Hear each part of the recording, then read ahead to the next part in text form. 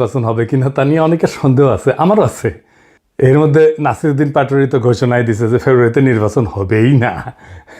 তবে আমি সবাইকে ফেব্রুয়ারিতে নির্বাচনের টার্গেট নিয়ে প্রস্তুতি নিতে বলি। এরা না বললে আবার বিএনপিওয়ালারা বলবে আমি নির্বাচন পিছাইতে চাই। তবে এই নির্বাচনে কি হবে তা নিয়ে আমি এক সপ্তাহ আগে বলছিলাম যে এই নির্বাচনে খেলা হবে, অপ্রত্যাশিত ফলাফল হবে। এডিটর সাহেব এনার দেখা দেন, নাহলে ব্যাক ফাপড় নিতেছি। উনি আশায় আছেন একটা ভালো নির্বাচন দিতে পারবেন, দিতে পারলে ভালো, তবে আমি খুব ভরসা পাইতেছি না। তবে এই নির্বাচনে খেলা হবে, অপ্রত্যাশিত ফলাফল হবে, আমি আগেই বলে রাখতেছি। দেখেছেন? আর আল্লাহর কি কাম, এটা নতুন জরিপ আসিছে। আসেন আমরা আগে সেই জরিপের ফলাফলটা দেখে আসি।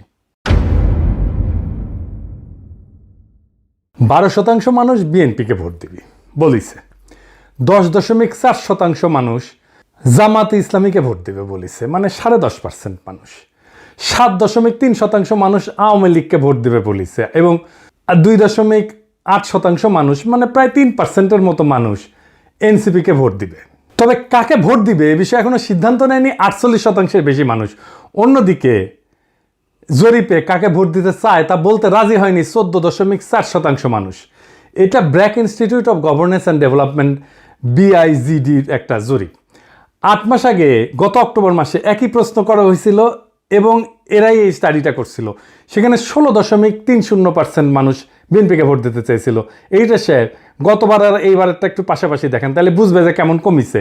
11.30% মানুষ জামাতকে ভোট দিতে চাইছিল এবং 2% মানুষ এনসিপিকে ভোট দিতে চাইছিল। তার মানে জরিপ অনুযায়ী 8 মাস পরে বিএনপি এবং জামাতের ভোট কমিছে, এনসিপির সামান্য কিছু বাড়িছে। তবে 62% মানুষ এই রাজনৈতিক দলগুলোকে ভোট দেবে না, তাই না? কারণ তারা হয় বলতে রাজি হয়নি, অথবা তারা এখনো সিদ্ধান্ত নেয়নি। এরা এই 1 বছরে তাদের উপর থেকে আগের সমর্থন সরাই ফেলছে, আরও ফেলবে। বিএনপির জনসমর্থন, দলের জনসমর্থন পাইতে গিয়া আরও 8-10% নিজস্ব ভোট সে হারাবে।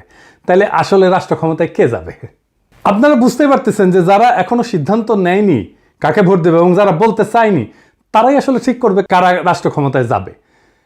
তো যাই হোক, এইটা আলোচনাটা বিস্তারিত আসার আগে বিএনপি দলটা কিভাবে ফাংশন করে সেটা একটু বুঝাই। তাইলে এই যে কেন এই রুমিনুর রহমানরা এই কাজ করে এটা বুঝতে পারবেন, এবং কিভাবে তারেক রহমানের নিরঙ্কুশ নিয়ন্ত্রণ নিশ্চিত হয় দলের মধ্যে এটা বুঝতে পারবেন। আর এই পদ্ধতিটা বিএনপির সবচেয়ে বড় দুর্বলতা। আমি এটা বিএনপির সাথে কাজ করতে করতে গিয়ে আবিষ্কার করেছি। আসেন দেখি এটা কেমন।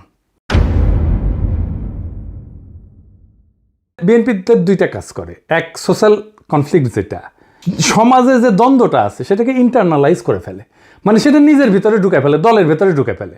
মানে ধরেন সমাজে আওয়ামী লীগের রাজনীতি চলবে কিনা, এটা নিয়ে একটা দ্বন্দ্ব আছে, তো সেটাকে সে দলের মধ্যে নিয়ে ফেলে।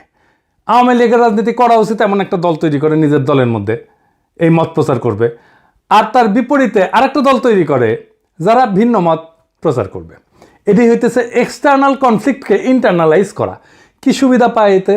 সে মনে করে যে এক্সটার্নাল যে কনফ্লিক্ট এটা তো ম্যানেজ করা ডিফিকাল্ট, এক্সটার্নাল কনফ্লিক্টকে আমি যদি ইন্টারনাল করে ফেলি সেটাকে আমি কন্ট্রোল করতে পারবো ইজিলি, কারণ আমি তো নেতা, আমার কথা 2 পক্ষই শুনবে। তো আমি এই আলোচনাটা দলের মধ্যে থেকে করব এবং আমি এটাকে নিয়ন্ত্রণ করব। বুঝতে পারছেন? মানে সমাজের যে বিতর্ক সেটা আমি নিজের দলের ভেতরের একটা ইন্টারনাল বিতর্ক করে ফেলবো। দলের ভেতরে যদি আমি ইন্টারনাল, সমাজ তো আমার কথা শোনে না, তো দলের ভেতরে যদি আমি ইন্টারনাল কনফ্লিক্টটা নিয়ে আসি তাহলে দলের লোক সবগুলো আমার কথা শুনতে বাধ্য হবে। আর একটা বিষয় হইতেছে যে এরা একজনকে আরেকজনের পিছনে লাগিয়ে দেয়। এই যে কনফ্লিক্টটা দলের ভেতরে নাই সেটা তৈরি করে। আমাকে এই যে ওয়াহিদুজ্জামান অ্যাপোলো একদিন বলে ফোন মেরা যে বিএনপির অনেক লোক বলে যে আপনি রয়ের এজেন্ট। হ্যাঁ, তার মানে কি বুঝেছেন? তো তার মানে এটাই যে শুনে হয় আমি বিব্রত হব বা সংকুচিত হব বা ভয় পাবো, এবং আমি একটা আশ্রয় খুঁজবো, এবং আমাকে এমন একটা মহাশক্তির কাছে পাঠাবে যে আমাকে আশ্রয় দেবে, অথবা সেই আশ্রয় দেবে। তার মানে বুঝেছেন তো? বা সেই বলবে আরে ব্যাপার না, আমি দেখতেছি, এটা আমার উপরে ছেড়ে দেন। হ্যাঁ, তো সে তার দলের লোকদের উপর আনুগত্যটা কেনে, তারা এটা চাপে ফেলে ভয় দেখায়, আনুগত্য আদায় করে। এটা বিএনপির কৌশল। যাই হোক, এই যে এক্সটার্নাল কনফ্লিক্টটাকে ইন্টারনালাইজ করে ফেলা, এটা তার নির্বাচনে আওয়ামী লীগের ভোট টানার একটা কৌশল। তো যাই হোক, এখন এই যে নির্বাচনী জরিপ, এটার প্র্যাকটিক্যাল ফলাফলটা কি? প্রথম ফল হইতেছে বিএনপি আগামী সরকার গঠন করতে পারছে কিনা এটা বিরাট সন্দেহের মধ্যে পড়ে গেল। ধরেন এনসিপি আর জামাত ঐক্য হইল, ওইদিকে বিএনপি নিজের ভোটের সাথে আওয়ামী লীগের ভোট আর জাপার ভোট মিলে একটা হাড্ডাহাড্ডি লড়াই হইলো, তাও কি বিএনপি বা এনসিপি জামাত ক্ষমতা আসতে পারতেছে না? পারতেছে না। কারণ 62.5% মানুষ জামাত বিএনপি এনসিপি কাউরেই, এই 62.5%-এর ভয়েস হয়ে উঠতে পারবে যারা, তারাই আগামী সরকার তৈরি করবে। তাইলে কিভাবে এটা গড়ে উঠবে? বাংলাদেশ একটা রাজনৈতিক ফ্রন্ট গড়ে উঠবে। প্রকৃতি শূন্যতা পছন্দ করে না। এই 62% মানুষের একটা ফ্রন্ট গড়ে উঠবে। এই মানুষকে ভয়েস দিতে হবে। এই ফ্রন্ট দেশের নির্বাচনে জিতে আসবে। কিভাবে? ধরেন কয়েকটা ব্রড ইস্যুতে যদি একটা ঐক্য হয়। 1 নাম্বার, বাংলাদেশে ভারতীয় আধিপত্যবাদের অবসান হবে। 2 নাম্বার, স্বাধীনতা, সার্বভৌমত্ব, জাতীয় মর্যাদা এবং আঞ্চলিক অখণ্ডতা অক্ষুণ্ণ রাখতে হবে। 3 নাম্বার, আওয়ামী ফ্যাসিবাদের চিরস্থায়ী অবসান ঘটাইতে হবে। 4 নাম্বার, একটা ইনসাফ ও সাম্যের বাংলাদেশ বানাইতে হবে।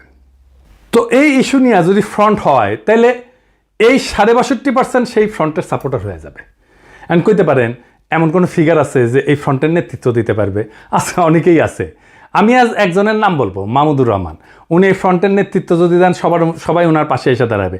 ইলিয়াস কনক, পিনাকির কথা বাদই দেন, এরা মাহমুদ ভাই আওয়াজ দিলে ঝাঁপে পড়বি। এর বাইরে হেফাজত, ইনকিলাব মঞ্চ, আপ বাংলাদেশ, এবি পার্টি, ইসলামী শাসনতন্ত্র আন্দোলন, এরা সবাই এসে দাঁড়াবে। এটাই হয়ে উঠবে রাজনীতির মেইন স্ট্রিম। এনসিপি আর জামাতের কোনো অপশন থাকবে না এই ফ্রন্টে জয়েন না কইরা। বিএনপিও আসতে পারে এই ফ্রন্টে, স্বাগত জানাই আমরা। এই ইস্যুতে ঐক্য হইলে ওয়াই নট, কিন্তু সিট যা দেব মাইনা নিতে হবে। এই ফ্রন্ট মানে বিএনপির বিরুদ্ধে যাওয়া না, কিন্তু বিএনপির বিরোধিতা করাও না, বরং অ্যান্টি ফ্যাসিস্ট, অ্যান্টি ইন্ডিয়া সমস্ত শক্তিকে একটা কমন গ্রাউন্ডে নিয়ে আসা। আমি তো চাই বিএনপির আলতাফ হোসেন চৌধুরী ভাই উনি জিতে আসেন, ইয়াংদের মধ্যে শহীদুদ্দিন চৌধুরী এনে জিতে আসুক, আমি এটা চাই। কিন্তু রুমিন ফারহানা হারুক, হাবিবুর রহমান হাবিব হারুক, ফজা পাগলা হারুক। আমি যদি ইলেকশনের আগে দেশে যেতে পারি, আমি আলতাফ ভাইয়ের এলাকায় গিয়ে ক্যাম্পেইন করে দিয়ে আসবো, যেন উনি যেতে ধানের শীষের ক্যাম্পেইন করে দিয়ে আসবো। আমার ক্যাম্পেইনের দরকার নাই ওনার জেতার জন্য, উনি এমনি জিতবেন, কিন্তু আমি যাব আমার নিজের মনের শান্তির জন্য যাব, যে আমি আলতাফ ভাইয়ের ইলেকশনে কিছু কাজ করেছিলাম। তো এই যে ফ্রন্ট, এই ফ্রন্টের সুবিধা কি হবে? এটা মাইনা নিতে হবে সবাইকে। এই ফ্রন্ট 2024-এর বিপ্লব যারা করছে, সেই রকম একটা জনগণের ফ্রন্ট হইয়া উঠবে। রাজনৈতিক দল যা খুশি তাই করতে পারবে না। এনসিপির বালখিল্যতা, জামাতের রাজনৈতিক ভুল, অন্য ছোট দলের ন্যাশনাল ইম্প্যাক্ট তৈরি করার অক্ষমতা সব দূর হয়ে যাবে। এক নতুন আশায় দেশবাসী বুক বাঁধবে, সারা দেশে এক নতুন আশার সঞ্চার হবে। আমরা কলা গাছ যদি দাঁড় করাই দিই, বেশিরভাগ আসনে তারা জিতে আসবে। আমরা বিএনপির ট্রু ন্যাশনালিস্ট নেতাদের আসনে কোনো প্রার্থী দেব না। আমাদের মার্কা হবে বাম্বু, বাম্বু, বাম্বুর দাবরা নিতে দেশকে আবার সঠিক রাস্তায় নিয়ে আসবো। এই 62% থেকে বাংলাদেশের আগামীর রাজনীতি উত্থিত হবে। এখন প্রশ্ন হচ্ছে, মাহমুদ ভাই কি রাজনীতিতে এভাবে আসতে রাজি হবেন? না, হবেন না। ওনারা যারা চেনেন তারা জানেন উনি হবেন না।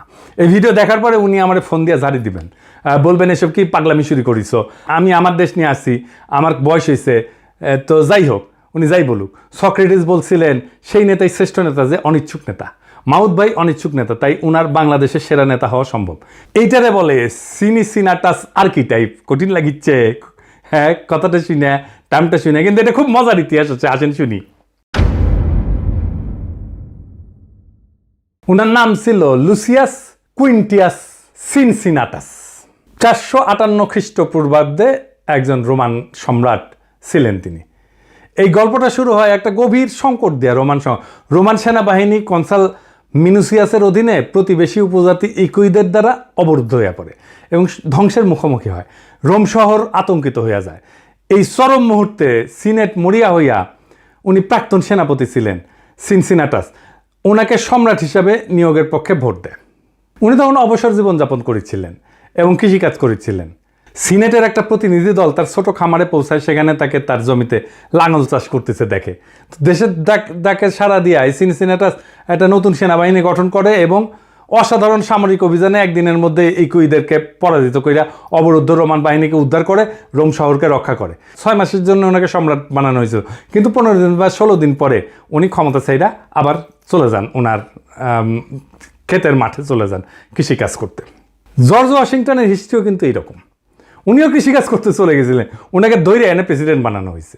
জিন্না 1930 সালে হতাশ হয়ে কংগ্রেস রাজনীতি ছেড়ে দিয়ে লন্ডনে যে ওকালতি প্র্যাকটিস করেছিলেন, প্রচুর ভালো প্র্যাকটিস করেছিলেন, কিন্তু খুব পসার হয়েছিল, জমজমাট প্র্যাকটিস, বিলাসবহুল জীবন ছিল। ওনারা ধৈর্য এনে মুসলিম লীগের নেতা বানানো হয়েছে, আর ভারতবর্ষের ইতিহাস বদলাই গেছে। এই যে আমাদের হাসান সৈয়দ সোহরাওয়ার্দী, তারও কিন্তু এরকম কাহিনী আছে। ওনার বোন বেগম শায়েস্তা ইকরামুল্লাহ সোহরাওয়ার্দীর লেখা জীবনীতে আছে 1933 সালে সোহরাওয়ার্দী সিদ্ধান্ত নিল আর রাজনীতি করবেন না। ট্রেনে করে ভাইয়ের সাথে বোম্বে থেকে কলকাতা ফিরতেছিলেন। প্রোগ্রাম ছিল স্টেশনে নেমে বাসায় ফিরে রেস্ট নেবেন এবং ঘর সংসার করবেন। তো ওনার বড় ভাই ওনাকে ট্রেনে প্রতিজ্ঞা করেছে আর কখনো রাজনীতি করবা না। উনিও বলছেন আর করবো না ভাই। তো যাই হোক, হাওড়া স্টেশনে নামার সাথে সাথে হাজার হাজার মানুষ ওনাকে ঘিরে ধরে আল্লাহু আকবর, সোহরাওয়ার্দী জিন্দাবাদ স্লোগান দেওয়া শুরু করে। ওনার মাথায় নিয়ে মিছিল করা শুরু করে। কাম শেষ, উনি রাজনীতিতে স্থায়ী হয়ে যান। ইতিহাস বদলে যায়। আমার উপরে ছাইরা দেন, দেশের মানুষ যদি তৈরি থাকে তাহলে মাহমুদ ভাই আসবেন এই দায়িত্ব পালন করতে। আর কারা থাকবেন না আমার কইলাম না, কইলে এখনই লাভ দিয়ে উঠবেন। আমি বলছিলাম অপ্রত্যাশিত ঘটনা ঘটবে, সেই ঘটনার জন্য তৈরি হন, আমরা ইতিহাস সৃষ্টি করব অচিরেই। বাংলাদেশের রাজনীতি এখন এক সন্ধিক্ষণে দাঁড়ায় আছে। 62% মানুষের নীরবতা, এটাই আসল শক্তি, এটাই আগামী সিদ্ধান্ত গ্রহণকারী হাত। তারা কারো অন্ধ অনুসারী না, বরং তারা খুঁজতেছে এমন একটা প্ল্যাটফর্ম যেখানে থাকবে আত্মমর্যাদা, সার্বভৌমত্ব, ইনসাফ আর সাম্যের নিশ্চয়তা। ইতিহাসে আমরা বারবার দেখছি, যখন জাতি প্রস্তুত তখন নেতার আগমন অনিবার্য হয়ে যায়। সিনসিনাটাসের মতো, জর্জ ওয়াশিংটনের মতো, জিন্নার মতো, সোহরাওয়ার্দীর মতো। সেই নেতা হয়তো এখনো মাঠে নাই, কিন্তু মুহূর্ত আসলেই ইতিহাসের পাতা থেকে উঠে আসবেন তিনি। আমাদের করণীয় একটাই, নিজেদের প্রস্তুত করা, মানুষের মনে আশার শিখা জ্বালায় রাখা এবং সেই 62% মানুষকে এক কণ্ঠে, এক পতাকার নিচে, এক স্বপ্নে ঐক্যবদ্ধ করা। এটাই হবে বাংলাদেশের নতুন ভোর, নতুন সূর্যোদয়। এটাই হবে সেই মুহূর্ত যখন আমরা ইতিহাসের বইয়ে নিজেদের নাম লিখব, শুধু দর্শক হিসেবে না, বরং সক্রিয় অংশগ্রহণকারী হিসেবে, রাজনৈতিক এজেন্সি হিসেবে।